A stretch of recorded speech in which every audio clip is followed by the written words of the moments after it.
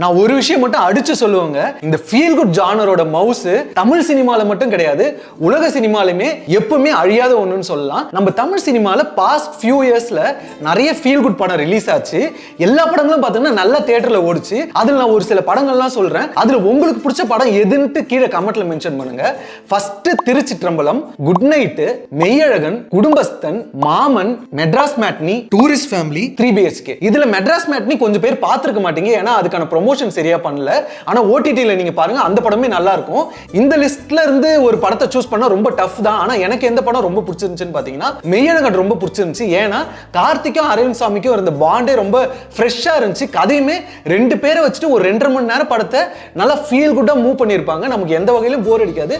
இந்த மாதிரியான ஒரு கேரக்டராடா, செம கேரக்டர்ன்ற மாதிரி கார்த்தியை பார்க்குறப்ப தோணும். அதனால எனக்கு இந்த படம் ரொம்ப பிடிச்சிருந்துச்சு. உங்களுக்கு எந்த படம் ரொம்ப பிடிச்சிருந்துச்சுன்னு சொல்லிட்டு கீழே கமெண்ட்ல மென்ஷன் பண்ணுங்க, நானும் பார்த்து தெரிஞ்சுக்கிறேன்.